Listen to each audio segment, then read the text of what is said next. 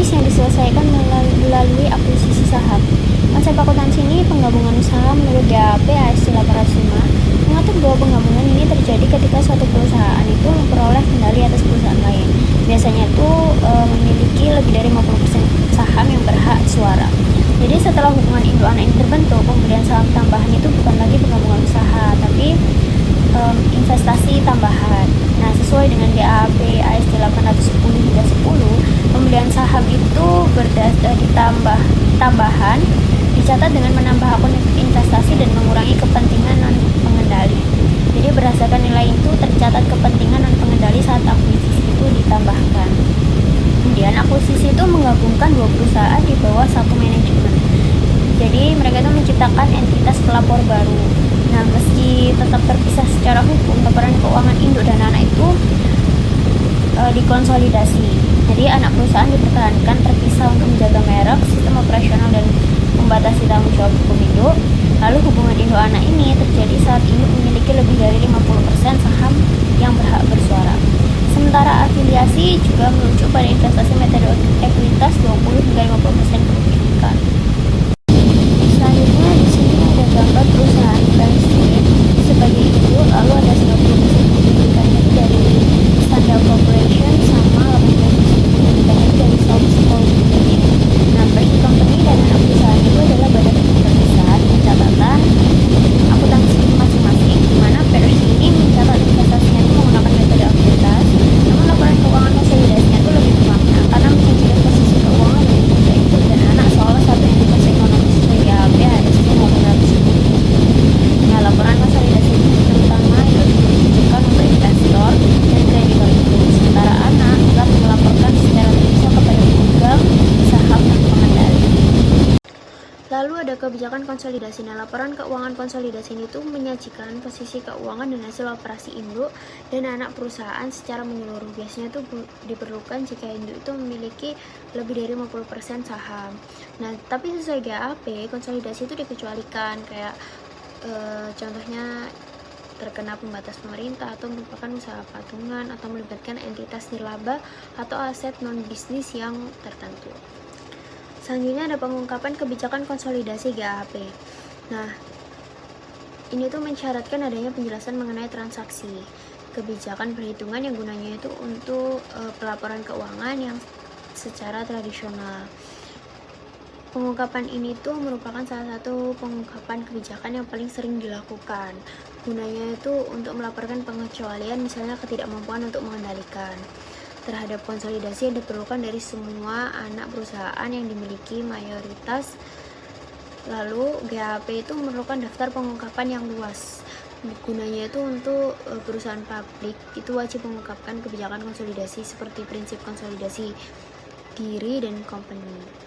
Ini tuh mencakup semua entitas dengan kepentingan pengendalian, termasuk entitas kepentingan variabel atau VIE. Saat induk atau anak itu memiliki periode fiskal yang berbeda, maksimal itu 3 bulan. Nah, laporan konsolidasi itu disesuaikan dengan periode induk disertai pengungkapan peristiwa material. Dalam kombinasi bisnis perusahaan juga mengungkap informasi tentang target, tanggal akuisisi, nilai wajar imbalan, aset, kewajiban, niat baik atau goodwill, serta transaksi terkait lainnya. Pembiayaan akuisisi itu bisa dilakukan dengan kas, penerbitan saham biasa atau preferred, obligasi atau kombinasi, di mana pilihan penandaan itu berdampak pada struktur kepemilikan dan kendali suara. Baik, materi selanjutnya yaitu neraca konsolidasi pada tanggal akuisisi.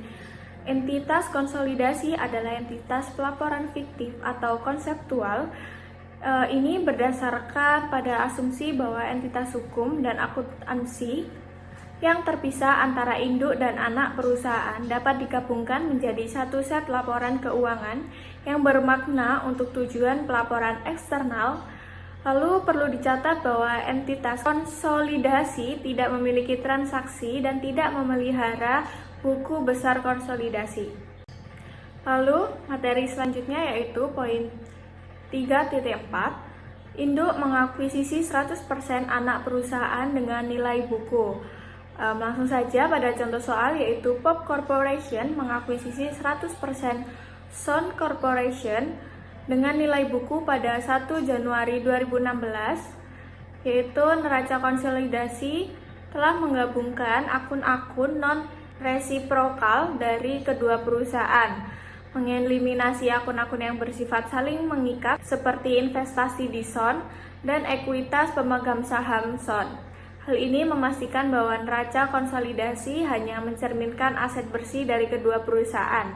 Dapat dilihat pada neraca konsolidasi, yaitu pada investasi di SON, yaitu dihapus karena ini merupakan akun yang saling mengikat antara induk dan anak perusahaan. Lalu juga dapat dilihat pada ekuitas SON, yaitu pada capital stock dan return earning, dihapus dan digabungkan dengan ekuitas induk perusahaan, yaitu POP Corporation. Lalu yang selanjutnya ada induk mengakuisisi 100% anak perusahaan dengan goodwill. Jika POP mengakuisisi SON seharga $100.000 yang lebih tinggi dari nilai buku SON yang sebesar $80.000, akan ada selisih $20.000 yang dicatat sebagai goodwill dalam neraca konsolidasi. Nah, proses konsolidasi ini melibatkan penyesuaian dan eliminasi akun-akun yang bersifat saling mengikat, sementara biaya yang melebihi nilai buku dicatat sebagai goodwill, dan entry kerja untuk konsolidasi ini mengatur dan mengeliminasi akun-akun tersebut untuk menyajikan posisi keuangan konsolidasi secara akurat. Namun, entry-entry ini tidak dicatat dalam akun-akun induk atau anak perusahaan. Dapat dilihat pada neraca konsolidasi POP, yaitu ada tambahan akun goodwill sebesar 20 dan juga menghapus akun investasi di SON karena merupakan akun yang saling mengikat antara induk dan anak. Lalu juga ada penggabungan ekuitas pada SON, dapat dilihat pada capital stock dan return earning, dihapus dan digabungkan dengan ekuitas induk POP Corporation sebesar $80.000. Dapat dilihat pada jurnalnya, yaitu capital stock in SON sebesar $60, lalu return earning SON sebesar $20, dan goodwill yang telah dihitung dengan mengurangi harga akuisisi dengan nilai buku, yaitu mendapatkan $20.000. Lalu pada kreditnya ada investasi in SON sebesar $100. Ini itu untuk mengeliminasi akun investasi dan ekuitas, dan juga untuk menselisihkan biaya investasi fair value pada nilai buku untuk goodwill. Parent acquires 19% of subsidiary with goodwill. Jadi di sini ada contohnya, POP Corporation F subsidiary consolidate balance sheets work papers January 1, 2016 in 1000. Jadi di sini adalah contoh dari POP Corporation mengenai subsidiary consolidate balance sheet with goodwill. Lalu selanjutnya kepentingan non pengendalian. Jadi kami memasukkan semua aset dan kewajiban anak perusahaan dalam neraca konsolidasi dan mencatat bagian kepentingan non pengendali dari aset bersih anak perusahaan berdasarkan nilai wajar secara terpisah dalam ekuitas pemegang saham. Lalu kertas kerja menyediakan dasar untuk menyiapkan laporan keuangan formal, dan muncul pertanyaan tentang bagaimana kepentingan non pengendali dilapor. Non pengendali sebesar $10.000 yang muncul dalam lampiran contoh tersebut akan dilaporkan dalam neraca formal. Secara historis, praktik bervariasi sehubungan dengan klasifikasi kepentingan non pengendali dalam anak perusahaan umumnya ditunjukkan dalam satu jumlah di bagian kewajiban neraca konsolidasi, seringkali di bawah judul kewajiban tidak lancar. Secara konseptual, klasifikasi kepentingan pemegang saham dan pengendali sebagai kewajiban tidak konsisten karena kepentingan pemegang saham dan pengendali memiliki investasi ekuitas dalam aset bersih anak perusahaan oleh pemegang saham di luar struktur afiliasi. Selanjutnya ada consolidated balance sheets after acquisition. Nah, di sini ada contoh the balance sheets of Pope and Son Corporation at December 31, 2016, 1 year after acquisition, counting the following in thousand. Jadi di sini tertera, jadi cashnya itu $54,8 dan itu Pop dan Sonnya itu $30. Lalu ada dividend receivable, jadi Popnya 18 dan Sonnya itu tidak ada. Other current assets 82 dan Sonnya 56, dan aset 150 dan 90. Lalu accumulated depreciation itu minus semua, jadi 40 dan 16. Lalu ada investment in Sun itu 90%, Popnya aja 108. Jadi total asetnya yang Pop kalau dijumlah itu $372,8 dan yang Sun itu $160. Lalu selanjutnya ini ada account payable, itu Popnya sebesar $60 dan Sonnya $30. Lalu ada dividend payable, Popnya 0 dan Sonnya 20. Other current liabilities itu 40 dan 10. Capital stock 200 dan 60. Retained earnings 72,8 dan 40. Jadi total equitiesnya itu yang Pop $372,8 dan Sonnya $160. Jadi asumsinya yaitu Pop acquired at 19% interest in Son for $13 on January 1, 2060 when Sun stockholder equity at book value as $18. Lalu yang kedua, the account payable of Sun include $10,000 to Pop. Lalu yang ketiga, during 2016 Sun had income $400 and declare $200 in dividends. 3.7 Pengaruh amortisasi terhadap neraca konsolidasi setelah akuisisi.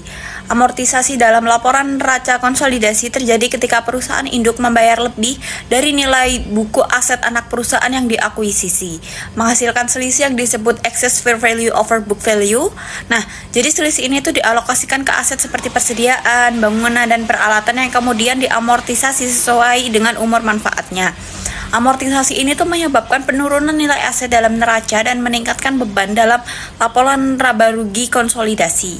Sementara itu, goodwill yang dihasilkan dari akuisisi tidak diamortisasi, tetapi diuji penurunan nilai setiap tahun.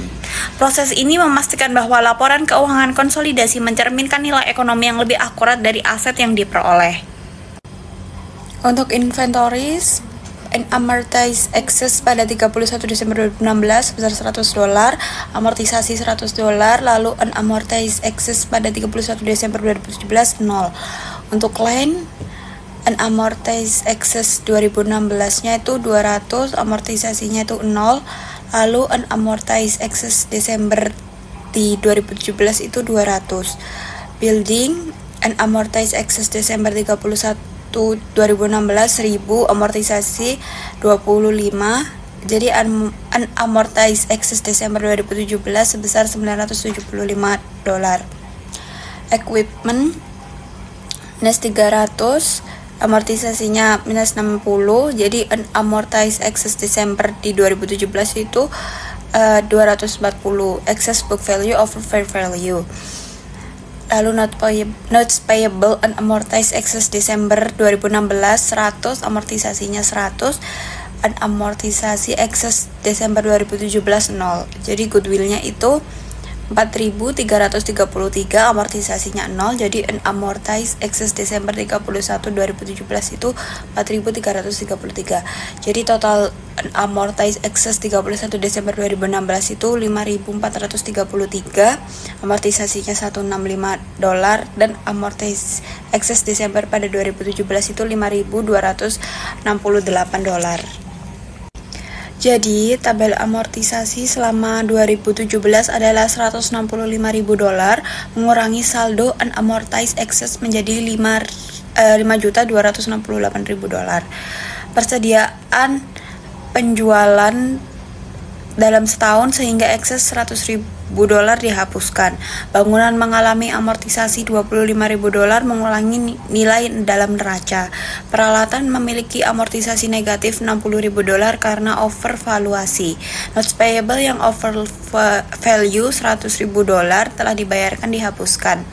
Goodwill tetap 4.333 karena tidak diamortisasi. Lalu, perubahan dalam akun investment Insan.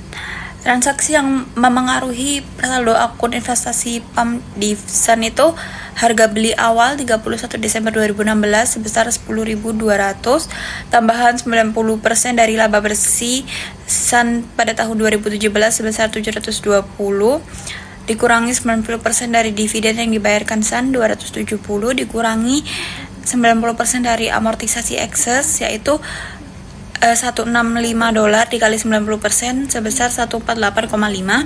Jadi saldo per 31 Desember 2017 sebesar $10.501,5. Jadi amortisasi excess itu menyebabkan pengurangan saldo investasi PAM di Sun sebesar $148.500. Saldo akhir akun investment Insan adalah $10.501,5 setelah 1 tahun. Dividen yang diterima dari Sun sebesar $270.000 dikurangi dari saldo investasi. 3,8 Laporan laba rugi konsolidasi. Laporan laba rugi konsolidasi menyajikan pendapatan dan beban dari induk dan anak perusahaan sebagai satu kesatuan tanpa melibatkan laba investasi induk atas anak perusahaan karena seluruh pendapatan dan beban anak perusahaan sudah dimasukkan langsung. Amortisasi lebihan nilai aset dialokasikan ke berbagai pos seperti harga pokok penjualan, depresiasi, dan beban bunga yang untuk mencerminkan penyesuaian nilai wajar aset yang diperoleh dalam akuisisi. Selain itu, laba konsolidasi dibagi antara pemegang saham mayoritas dan kepentingan non-pengendali. Transaksi antar perusahaan juga dieliminasi agar laporan hanya mencerminkan hasil operasional nyata dari grup tanpa perhitungan ganda. Jadi di sini ada contohnya PAM Corp and Sun Corp. Pendapatan PAM Corp 9.523,5, Sun Corp 2.200, total konsolidasi 11.723,5. Laba investasi dari Sun 571,5, Sun Corp 0, total konsolidasinya dihapuskan. Total pendapatan PAM Corp 10.095, Sun Corp 2.200, total konsolidasinya 11.723,5. Beban operasional PAM Corp 6.700, Sun Corp 1.260, total konsolidasinya 8.025. Amortisasi ekses PAM Corp 0, Sun Corp 165, total konsolidasinya 165. Laba sebelum pajak PAM Corp 3.395, Sun Corp 940, total konsolidasi 3.698,5. Beban bunga untuk PAM Corp 300, Sun Corp 140, total konsolidasinya 540. Laba bersih konsolidasi PAM Corp 0, Sun Corp 0, total konsolidasi 3.158,5. Bagian non pengendali 10% itu PAM Corp-nya 0, Sun Corp 0, jadi total konsolidasinya 63,5. Laba bersih induk 90%, PAM Corp 0, Sun Corp 0, total konsolidasinya 3.095. Lalu return earning 31 Desember 2016, PAM Corp sebesar 4.300, Sun Corp 900, jadi konsolidasinya itu 4.300. Tambahan laba bersih tahun 2017, PAM Corp 3.095, Sun Corp 800, konsolidasi 7.395. Dikurangi dividen, PAM Corp 1.500, Sun Corp 300, konsolidasi 1.500. Jadi return earning 31 Desember 2017, PAM Corp 5.895, Sun Corp 1.400, konsolidasi 5.895. Jadi return earning PAM itu meningkat dari yang awalnya 4.300 menjadi 5.895. Return earning Sun juga meningkat dari 900 menjadi 1.400. Dividen yang dibayarkan oleh Sun kepada PAM sebesar 270 telah dieliminasi dalam konsolidasi. Baik, Baik, selanjutnya pushdown accounting. Nah, pushdown accounting ini merupakan metode pencatatan yang memindahkan efek dari harga pembelian langsung ke buku anak perusahaan. Dengan kata lain, harga pembelian yang dibayarkan oleh perusahaan induk itu akan dicatat di laporan keuangan anak perusahaan. Nah, metode ini tuh tidak mengubah laporan keuangan konsolidasi, tetapi justru menyederhanakan proses konsolidasinya. Nah, berdasarkan standar akuntansi ASC 805-25, anak perusahaan itu dapat memilih untuk menggunakan pushdown accounting, tetapi keputusan ini itu tidak dapat diubah setelah diterapkan. Nah, kapan pushdown accounting digunakan? Itu tuh saat hampir sepenuhnya dimiliki oleh induk sekitar 90% dan tidak memiliki utang publik atau saham preference yang beredar. Nah, baik, selanjutnya itu menyusun lembar kerja neraca konsolidasi. Nah, bagian ini itu akan menjelaskan cara menyusun lembar kerja untuk membuat neraca konsolidasi. Nah, terdapat struktur lembar kerja yang sudah tertera di PowerPoint. Nah, lembar kerja ini tuh terdiri dari beberapa kolom. Yang pertama ada kolom pertama dan kedua yang isinya itu data neraca perusahaan induk dan anak perusahaan. Dalam contoh ini tuh anak perusahaan itu dimiliki 90%. Nah, data ini tuh langsung diambil dari neraca masing-masing perusahaan. Dan kolom ketiga dan keempat itu tuh digunakan untuk mencatat penyesuaian dan eliminasi dalam proses konsolidasi. Dan yang kolom terakhir itu menampilkan total neraca konsolidasi setelah semua penyesuaian dan eliminasinya diterapkan. Baik, selanjutnya di sini terdapat contoh neraca perusahaan induk dan anak. Nah, di informasi terdapat pada tanggal 31 Desember 2016, neraca perusahaan induk dan anak perusahaan dalam ribuan dolar adalah sebagai berikut.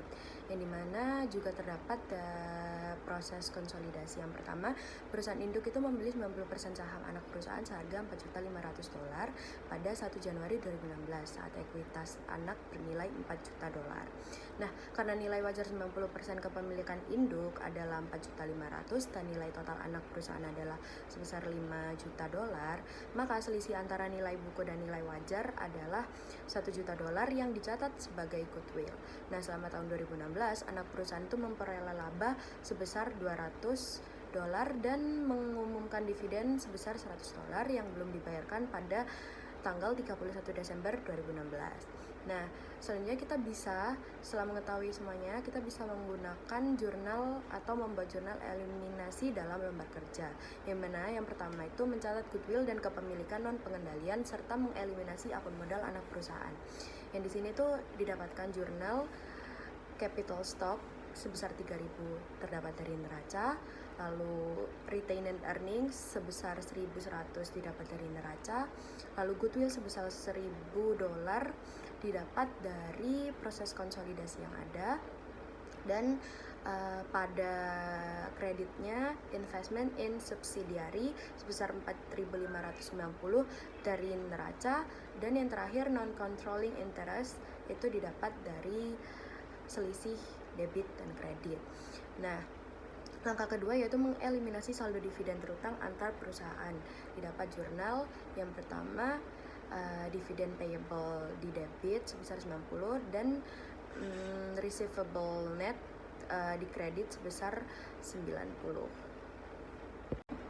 Nah, di sini step terakhir itu menyelesaikan neraca konsolidasi.